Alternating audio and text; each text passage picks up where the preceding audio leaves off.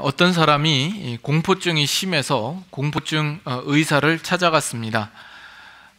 그가 느끼는 공포는 뭐냐면 밤에 자려고 침대에 누우면 침대 밑에 누군가 있는 것 같은 느낌이 들어서 잠을 잘 수가 없다라는 겁니다. 그래서 침대 밑으로 들어가서 잠을 자려고 그러면 침대 위에 누가 있는 것 같아서 잠을 잘 수 없다라는 겁니다. 그렇게 이야기를 하자 이 의사가 나는 공포증 치료의 베테랑입니다. 저한테 2년만 맡겨주시죠. 그러니까 이 환자가 그러면 치료비는 얼마나 됩니까? 네, 일주일에 3번씩 오시고 한 번 오실 때마다 100불을 차지합니다. 네, 한번 생각해 보겠습니다. 그리고선 돌아갔어요. 그리고 한 6개월쯤 지나고 나서 다른 장소에서 우연히 이 환자와 의사가 만난 겁니다. 그래서 의사가 아니 왜 한 번도 안 찾아오셨어요? 그러니까 이 환자가 좀 화난 얼굴로 한 번에 갈 때마다 100불이라면서요.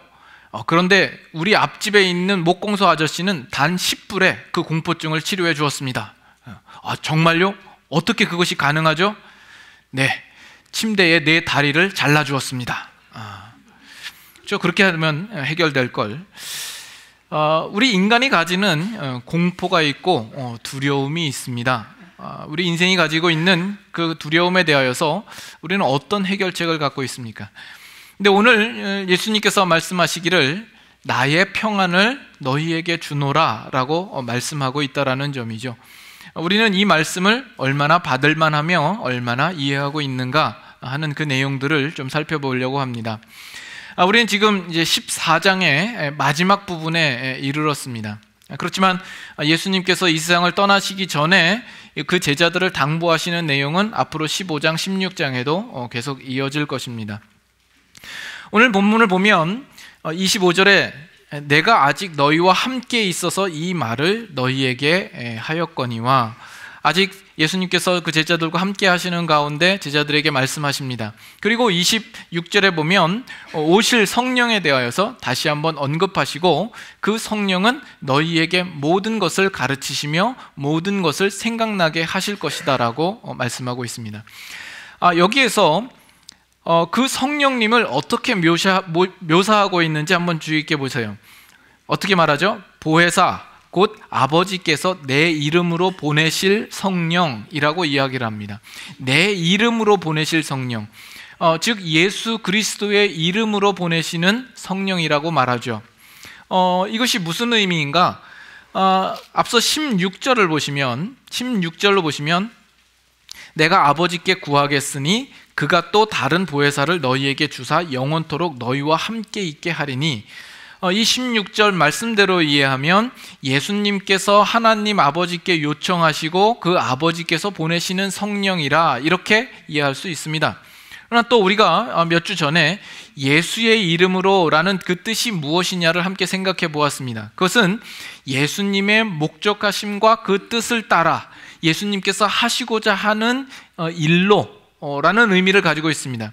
그렇게 보면 내 이름으로 보내실 성령이라고 하는 것은 예수 그리스도의 목적하심과 그 뜻을 따라 그가 하시는 일들을 위하여서 성령님께서 오신 것이다라고 이해할 수 있겠죠. 그런 면에서 성령님은 예수님의 전달자요, 예수님의 대사라 이렇게 말할 수 있습니다. 예수님의 경우도 마찬가지입니다. 우리 본문으로 다시 돌아오겠습니다만 요한복음 5장 잠깐 보시죠. 5장 43절.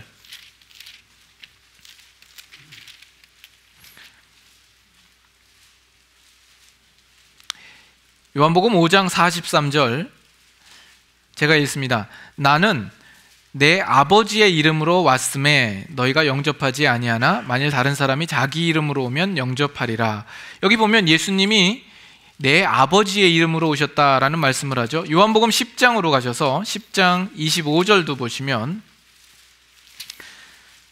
요한복음 10장 25절에도 보시면 예수께서 대답하시되 내가 너희에게 말하였으되 믿지 아니하는도다. 내가 내 아버지의 이름으로 행하는 일들이 나를 증거하는 것이거늘. 그래서 예수님도 아버지의 이름으로 이 땅에 오셨습니다. 그러면 예수님은 하나님 아버지의 목적하심과 그 뜻을 따라 그의 하시는 일들을 위하여서 이 땅에 오신 하나님의 대사로 오신 것이다라고 우리는 이해할 수 있습니다. 성령님께서 예수님의 이름으로 오셔서 성령님께서 성령님께서 하시는 사역을 어떻게 설명하고 있습니까? 오늘 우리가 본 14장 그 본문 말씀에 보면 너희에게 모든 것을 가르치고 내가 너희에게 말한 모든 것을 생각나게 하실 분으로서 오신다라고 이야기를 합니다. 여러분, 왜 이게 필요할까요? 예수님께서 부활하시고 승천하신 이후에 그 예수님의 제자들, 그 사도들이 예수 그리스도의 복음과 진리의 중요성과 그 이해를 분명히 붙잡도록 하기 위하여서 성령님께서 이 일들을 하시기 위하여서 오시는 것이 필요하게 한다라는 것입니다. 그래서 여러분도 여기서 한 가지 기억해야 할 것은 성령님께서 우리에게 찾아오신 것이 뭔가 어떤 새로운 것을 우리에게 계시하시기 위하여서 또는 전혀 새로운 어떤 사실을 우리에게 증거하기 위하여서 오신 것이 아니다라는 것입니다. 성령님이 오신 것은 철저하게 예수 그리스도의 복음과 진리를 우리 앞에 분명하고 선명하게 밝히시기 위하여서 이 땅에 오신 것이다라는 것입니다. 이것은 오늘날 성령을 너무 지나치게 해석하고 이해함으로써 성령의 사역을 너무 억지스럽고 과장되고 무분별하게 적용하는 일부 단체들에 대하여서 여러분들이 꼭 기억하고 알아두어야 할 내용이라고 생각이 됩니다. 여기까지 보면서 우리가 또 한 가지 또 봐야 할 것은 제자들의 상태를 우리가 어느 정도 암시를 받을 수가 있습니다.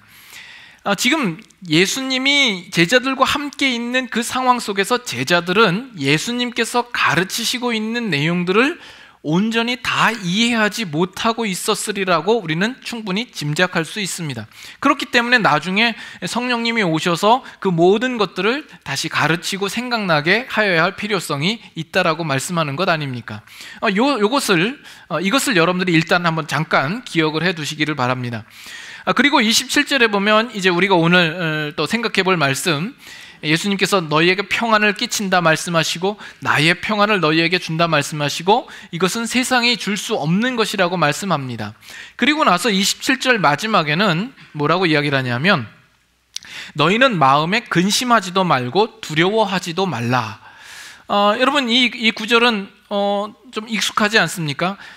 이 요한복음 14장 시작하는 그 첫 구절에서 너희는 근심하지 말라라는 말씀을 먼저 하셨습니다. 14장 1절을 보시면 너희는 마음에 근심하지 말라라고 말씀하셨죠. 그래서 지금 예수님은 이 14장 처음 시작하는 그 구절 속에서 말씀하신 것을 다시 한번 나중에 이 마지막 즈음에서 다시 한번 근심하지 말라라는 말씀을 반복하여서 강조하여 이루고 있는 것을 보게 됩니다. 이것은 또 우리가 그 당시에 제자들의 마음 상태를 좀 짐작할 수 있는 것이죠. 그들은 지금 그 마음 속에 어떤 큰 근심과 두려움이 있었겠다라는 것을 우리는 보게 됩니다. 그래서 예수님이 재차 근심하지 말라고 말씀하시며 14장 안에서 여러 가지 말씀으로 그들에게 하셔야만 했던 것입니다. 자, 여러분, 이 제자들의 입장에서 볼 때 이 제자들은 지금 왜 예수님께서 하시는 말씀을 도대체 이해를 하지 못하고 있으며 또 왜 그 마음에 근심과 두려움이 있었을까 하는 겁니다. 지금 예수님과 함께한 이 제자들은 예수님의 공생의 그 3년여 그 사역 가운데 함께 동고동락하면서 같이 길을 걸었습니다. 그 과정 속에서 그들은 예수님의 놀라운 능력과 기적들을 함께 체험을 했죠. 귀신을 쫓아내는 것도 보기도 하고 소경이 눈을 뜨고 중풍병자가 치료를 받고 죽은 자가 일어나는 일도 보았고요. 그 다음에 바다 위를 걸어서 오시는 예수님, 또 그 풍랑을 잠잠케 하시는 예수님을 그들은 보았습니다.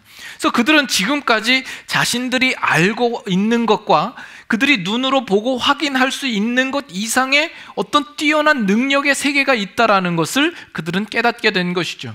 그러면서 그들 안에 자연히 가지는 생각은 예수님께서 가지신 이 권세와 능력으로 그들이 지금 몸담고 있는 이 세상을 변화시켜 주실 것이다라고 기대를 하고 있었던 것입니다. 그 증거는 여러 군데에서 찾을 수 있습니다. 예수님께서 이제 제자들을 이끌고 마지막 예루살렘으로 행하시는 그 길에서 세베대의 아들들의 어머니, 즉 야고보와 요한의 어머니가 찾아와서 예수님께 요청한 내용이 뭐예요? 이제 주께서 그 자리에 임하시면 우리 두 아들을 하나는 주의 우편에 하나는 주의 좌편에 앉게 하여 주시옵소서라고 요청을 하지요. 또 제자들이 그 길을 가는 중에도 누가 크냐라는 것으로 다툼이 일어납니다. 그들은 예수님이 이제 예루살렘에 가시면 어떤 왕좌에 오르고 그 일들로 이제 세상을 바꿀 것이라고 생각을 했던 거죠.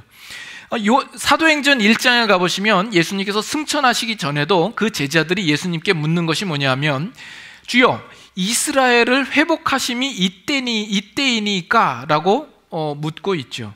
그들은 끊임없이 예수님께서 이 세상을 변화시켜 주실 것이다라는 생각을 하고 있었던 겁니다.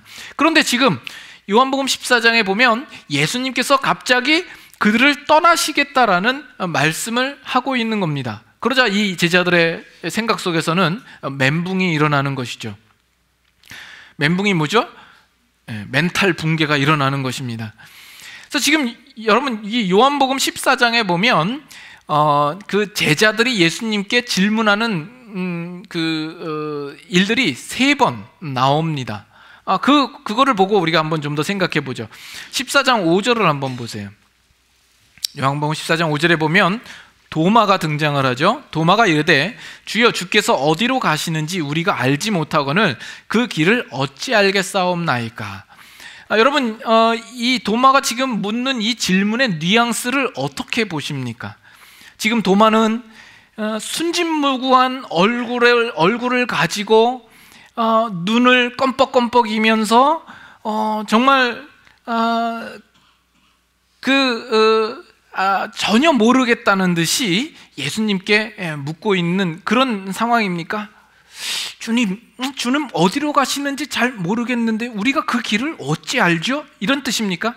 아니면 뭔가 지금 예수님이 하시는 말씀이 너무 신비하고 오묘하고 이해할 수가 없어서 정말 알고 싶다라는 그 마음으로 예수님께 묻고 있는 겁니까?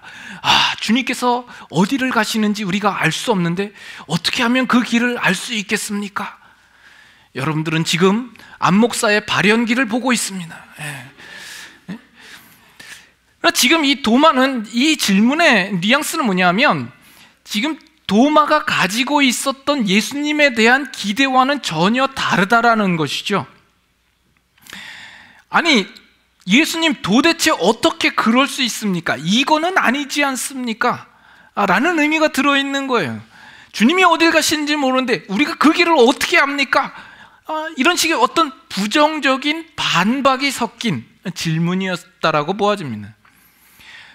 그 다음에 나오는 제자의 질문은 한 걸음 더 나아가서 8절을 보시면 빌립이 이야기를 합니다.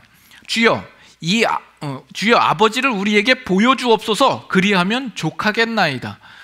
지금 어쩌자는 거예요? 이 빌립은 아주 원색적인 질문을 합니다. 다짜고짜 하나님을 보이라고 이야기를 합니다. 그래서 뭔가 좀 이 빌립은 지금 예수님께 들이대는 질문을 하고 있는 거죠. 끝장을 보자라는 어떤 그런 심산이 있지 않나 싶습니다. 왜? 우리 한국 사람들은 길을 가다가도 뭐 전혀 모르는 사람과 이렇게 시비를 붙으면 이렇게 서로 각신 다투다가 맨 끝에는 뭐라 그래요? 야, 너 나이 몇 살이야? 주민등록증 까봐. 이거 아니에요. 지금 빌립도 없던 그런 뉘앙스가 아닐까 싶습니다. 여러분 믿지 않는 사람들과 어떤 신앙에 대한 문제로 같이 논쟁을 할 때 믿지 않는 사람이 어떤 궁지에 몰렸을 때 그들이 내놓는 절대 지지 않는 질문이 뭐예요? 야, 하나님이 어디 있어? 내 눈앞에 보여봐. 그러면 내가 믿을게 하는 거 아니에요. 지금 이 빌립도 어떤 면에서는 예수님께서 떠나시겠다 하는 이것이 이해가 되지 않고 그의 기대와는 달라서 마음에 들지 않기 때문에 지금 이 요구를 하고 있는지 모릅니다. 세 번째 질문은 보다 그들의 제자들의 본색을 드러나는데 분명합니다. 22절, 가룟 아닌 유다가 이르되 주여 어찌하여 자기를 우리에게는 나타내시고 세상에는 아니하려 하시나이까. 여기 가룟 아닌 유다는 가룟 유다가 아닌 다른 유다를 가리켜서 이야기를 합니다. 아마도 예수님의 제자 중에 다데오라는 제자일 것으로 보입니다. 그가 하는 질문이, 왜 예수님은 이 세상에 자기를 나타내지 않습니까? 라는 것이죠.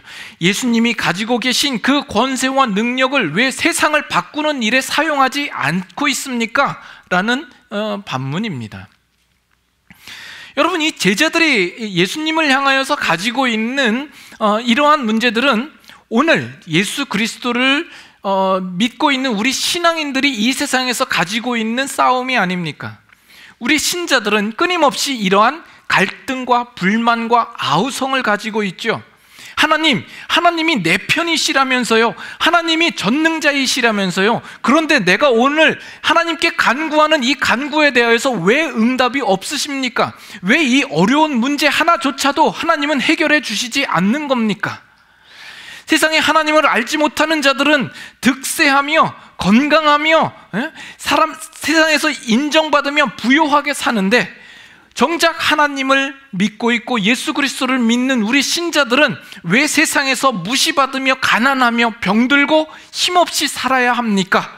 우리는 이 부분에 대하여서 납득이 되지 않고 이해가 되지 않아서 하나님 앞에 언제나 불만과 반문을 던지고 있지 않습니까?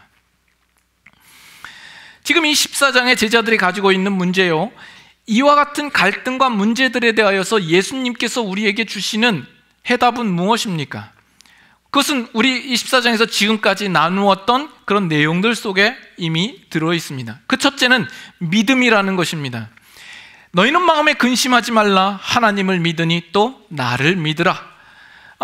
여러분, 이것이 그저 믿으라, 믿으면 된다, 무작정 믿으라는 겁니까? 여러분 일상생활 속에서 야, 날 봐, 날 믿어, 그 얘기는 뭐예요? 뭘 보라는 거예요? 단순히 믿음의 문제가 아니라 내가 얼마나 이 일에 실력이 있고 믿을만 한가를 보라는 것 아니에요. 그렇죠? 지금 예수님께서 하시는 이야기가, 너희는 하나님을 알고 있고 나를 알고 있기 때문에 그 신실함과 믿부심을 보라라는 것이죠. 너희에게는 너희 믿음의 대상이 누구인지를 아는 것이 허락되었기 때문에 너희들이 믿는 그 믿음으로 너희들이 가지고 있는 그 근심을 충분히 이길 수 있다라는 것을 말씀하시는 겁니다. 또 예수님께서 말씀하시기를, 나를 믿는 자는 내가 하는 일을 하며 이보다 큰 일을 할 것이다 라고 말씀을 하시죠. 예수님께서 하시는 그 일들, 그리스도의 복음의 사역과 그 구원의 일들을 이제는 너희를 통하여서 끊이지 않고 그 일들을 해나갈 것이다. 그렇기 때문에 이 세상에 내가 없더라 할지라도 그것이 너희들에게 실망하거나 낙심케 하거나 두려워할 일들이 되지 않는다라는 것을 말씀합니다.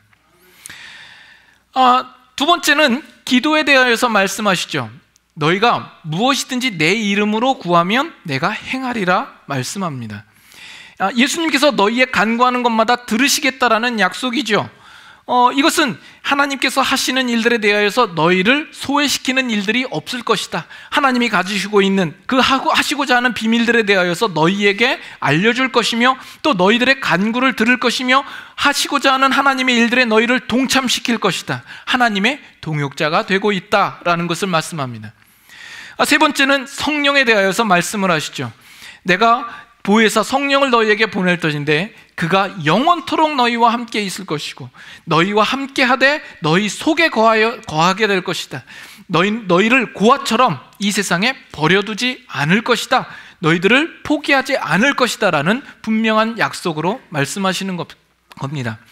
그리고 이 모든 것들은 하나님과 예수 그리스도와 예수 그리스도를 믿는 우리 신자된 모든 자들과의 어떤 그 관계성을 전제로 하고 우리에게 약속하시는 말씀이죠. 하나님과 예수 그리스도와 사귐의 관계, 하나된 관계이기 때문에 그 관계를 결코 끊을 수 없다라는 것을 누누이 예수님께서 강조하여 말씀하시는 겁니다.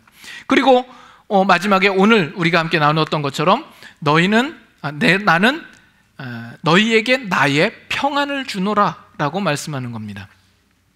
자, 여러분, 예수님께서 주시겠다고 하는 이 평안에 대하여서 여러분의 마음이 끌리십니까? 여러분들이 이 세상을 살아가면서 여러분의 마음에 소원하고 바라고 갈급하고 있는 그것보다 이것이 좋은 겁니까? 여러분들 혹시 내가 지금 가지고 있는 이 소원하고 바라는 문제, 이 문제만 해결되면 여러분들은 마음의 평안을 얻을 것처럼 그렇게 생각되고 있지는 않습니까? 그것이 돈이 되었든, 또 직장의 문제가 되었든, 건강의 문제가 되었든, 사업의 문제나 자녀의 문제가 되었든 말이죠. 만약에 그런 것이라면 그것은 세상이 얼마든지 줄 수 있는 평안입니다. 그러나 지금 예수님은 세상이 줄 수 없는 평안을 우리에게 약속하시며 주시겠다라고 말씀하시는 겁니다.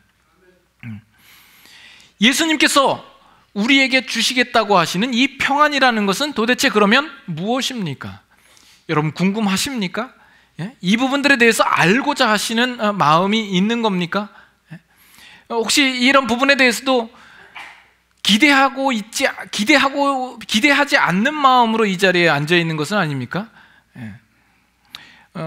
언제나 듣고 나가셔서 여러분들 사시는 걸 보면 저를 늘 사기꾼으로 보시는 것 같아. 예수님께서 주시겠다고 하는 평안입니다. 예수님께서 주노라 한 이 평안을 예수님을 믿는 우리들이 누리지 못하고 살고 있다면 그것처럼 우리에게 손해되는 일이 없는 겁니다. 여러분, 세상은 우리에게 평안을 줍니까? 세상이 우리에게 참 평안을 줄만 합니까? 세상은 우리에게 평안을 가르쳐 주지도 못하고 그 평안을 얻는 참 비결을 우리에게 알려주지도 못합니다. 그것은 세상 역사를 보면 우리는 충분히 보고 그 증거를 봅니다. 세상 역사 속에서 참 평안이 있었던 때가 있나요? 세상 역사를 보면 어디나 미움이 있고 시기가 있고 질투가 있고 모든 악과 범죄와 고난과 아픔과 전쟁과 기아와 어떤 재난들이 항상 있지 않습니까? 그럼에도 불구하고 우리가 사는 이 시대 속에서도 여전히 세상은 우리를 속이고 있고 또 우리도 이 세상에 속으며 살고 있습니다. 세상이 속이고 있는 내용은 뭐예요? 내가 지금 있는 것 중에서 거기다가 뭔가 이 하나 문제만 좀 더 해결이 되면, 뭔가 여기서 조금만 더 보탬이 되면 그것이 내 마음을 편안하게 해줄 것이다라는 것 아닙니까? 우리는 거기에 속고 지금도 그것을 위하여서 이 인생을 살고 있는지도 모릅니다. 세상이 우리에게 약속하여 주고 있는 그 평안이라고 하는 것은 다 사기입니다. 그렇다면 예수님께서 주신다고 하는 이 평안이라는 것은 무엇이냐라는 것이죠. 먼저 우리가 알아야 할 것은 예수님께서 말씀하시는 이 평안은 우리가 지금 생각하고 기대하고 있는 것과는 차원이 다릅니다. 분명히 다릅니다. 세상이 줄 수 있는 것과도 다릅니다. 요한복음 15장 18절 한번 보시죠. 요한복음 15장 18절. 거기 보면 세상이 너희를 미워하면 너희보다 먼저 나를 미워한 줄을 알라. 예수님께서 평안을 주노라 라고 말씀하셨는데 이 18절에는 세상이 너희를 미워하면, 세상이 너희를 미워할 일이 있겠다라는 이야기 아닙니까? 그렇죠? 그런데 평안입니까? 16장 33절 16장 33절 이것을 너희에게 이르는 것은 너희로 내 안에서 평안을 누리게 하려 함이라. 다 같이 읽습니다.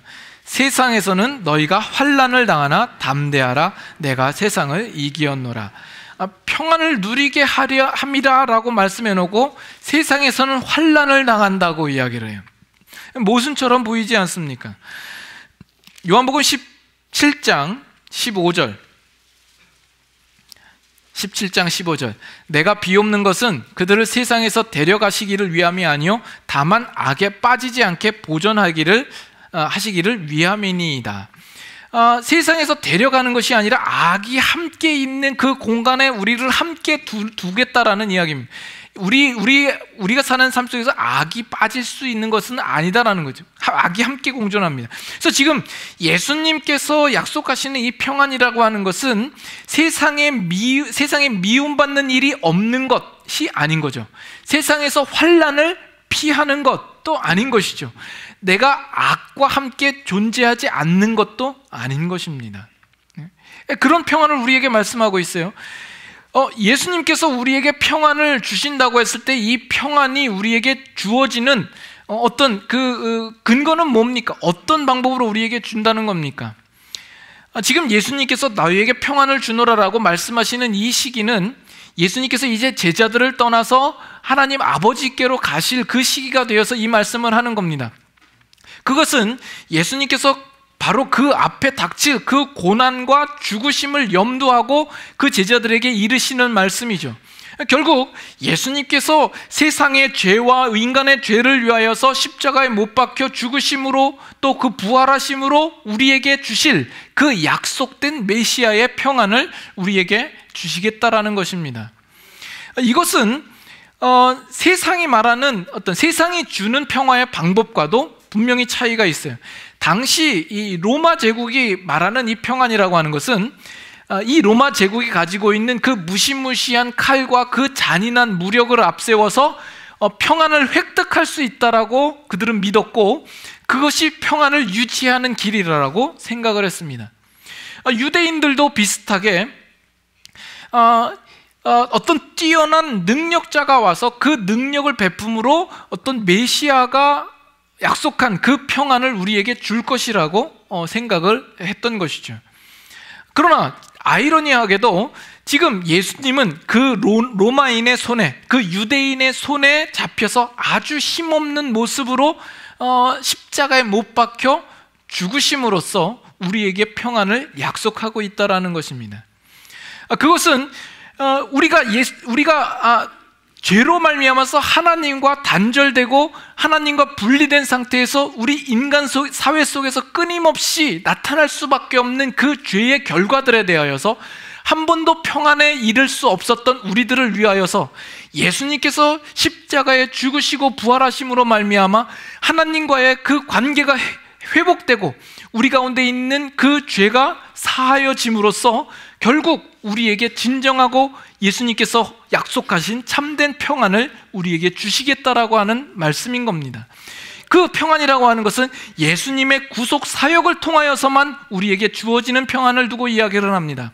그 근거는 요한복음 20장 19절 보시죠. 요한복음 20장 19절 이날 곧 안식 후 첫날 저녁 때에 제자들이 유대인들을 두려워하여 모인 곳의 문들을 닫았더니 예수께서 오사 가운데 서서 이르시되 뭐라고요? 너희에게 평강이 있을지어다. 21절도 보세요. 예수께서 또 이르시되 너희에게 평강이 있을지어다 말씀하시고 26절에도 보시면 여드레를 지나서 제자들이 다시 집안에 있을 때에 도마도 함께 있고 문들이 닫혔는데 예수께서 오사 가운데 서서 이르시되 다 같이 너희에게 평강이 있을지어다. 예수님께서 만나는 사람들마다 평강이 있을지어다 말씀하세요. 지금 이거의 특징은 뭐냐면 예수님께서 부활하신 이후에 만나는 제자들에게 하시는 말씀이다라는 거예요. 물론 그 당시 유대인들에게 이거는 아주 일상적인 그 인사말이라고 생각할 수도 있겠습니다만은 예수님께서 이 말씀을 하시는 것은 아주 의미심장한 어떤 뜻이 있다라고 우리는 보아야 합니다.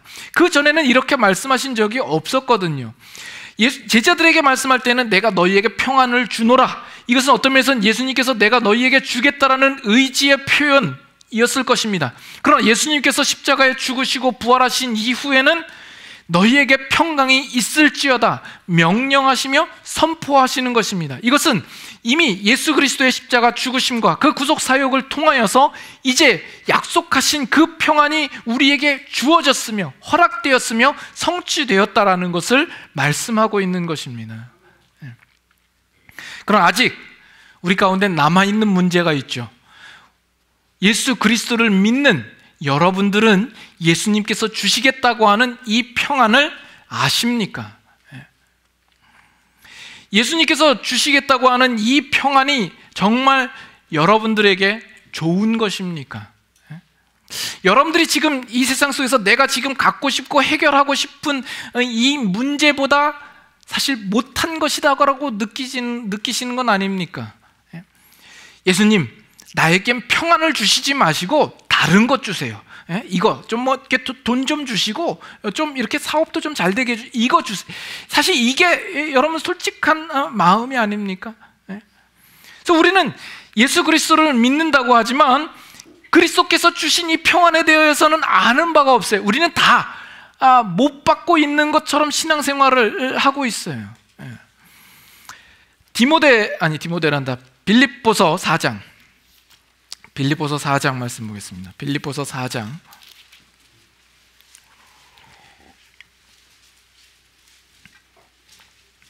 빌립보서 4장 6절 7절. 여러분들이 잘 아시는 말씀이죠. 빌립보서 4장 6절 7절. 아무것도 염려하지 말고 다만 모든 일에 기도와 간구로 너희 구할 것을 감사함으로 하나님께 아뢰라. 7절 다 같이 읽습니다. 그리하면 모든 지각에 뛰어난 하나님의 평강이 그리스도 예수 안에서 너희 마음과 생각을 지키시리라. 여러분, 이 구절에 대해서 여러분 좀 불만이 있지 않습니까? 너희 구할 것을 감사함으로 하나님께 아뢰라 라고 해놓고선 그리고 주시겠다라는 게 뭐예요? 하나님의 평강을 그리스도 안에서 주시겠다라는 거 아니에요. 우리 생각은 내가 필요한 것을 하나님께 구할 것을 아뢰으면 그 구한 것을 주셔야 될 텐데 구한 것을 주시겠다라는 말씀은 하시지 아니하시고 모든 지각에 뛰어난 하나님의 평강을 우리에게 주시겠다라고 말씀을 하고 있는 거예요. 여러분, 이게 불만스럽진 않습니까? 모든 지각에 뛰어난, 이거는 우리의 이해를 뛰어넘는, 우리의 언더스탠딩을 뛰어넘는 평안을 우리에게 주시겠다라고 말씀하는 거예요. 이 평안이라는 것, 기독교 복음 안에서 우리에게 주시겠다고 약속하신 이 평안이라는 것이 정말 좋은 것입니까? 네, 그렇습니다. 분명합니다. 좋은 것입니다. 여러분, 이 세상이 줄 수 있는 평안은 어떤 평안입니까? 그것은 아주 일시적이며 제한적인 것에 불과합니다. 그리고 그 평안은 정말 오래 가지 못합니다. 내가 무엇을 가짐으로, 이 세상이 주는 것을 획득함으로 가지는 평안이라면 내가 획득한 것이 잃어버리는 날에는 그 평안은 금방 없어질 수밖에 없는 평안입니다. 그러나 예수님께서 약속하신 것은 세상이 줄 수 없는 평안이라고 말씀하셨고, 그렇다면 세상이 뺏어갈 수도 없는 평안을 두고 하는 말씀입니다. 여러분이 빌립보서를 보고 있습니다만 빌립보서 사도 바울의 고백을 우리가 여러 차례 봤습니다. 4장 11절 보세요. 빌립보서 4장 11절. 내가 궁핍함으로 말하는 것이 아니니라 어떠한 형편에든지 나는 자족하기를 배웠나니 나는 비천에 처할 줄도 알고 풍부에 처할 줄도 알아 모든 일 곧 배부름과 배고픔과 풍부와 궁핍에도 처할 줄 아는 일체의 비결을 배웠노라. 13절 같이 읽습니다. 내게 능력 주시는 자 안에서 내가 모든 것을 할 수 있느니라. 지금 사도 바울이 이 글을 어디에서 쓰고 있다고요? 감옥 안에서 쓰고 있다고요. 그러나 지금 사도 바울이 내가 궁핍해서 말하는 것이 아니라 나는 자족하기를 배웠다. 배고픔과 배부름과 어떤 궁핍과 가난함 속에서도 나는 일체의 비결을 배웠다라고 이야기를 해요.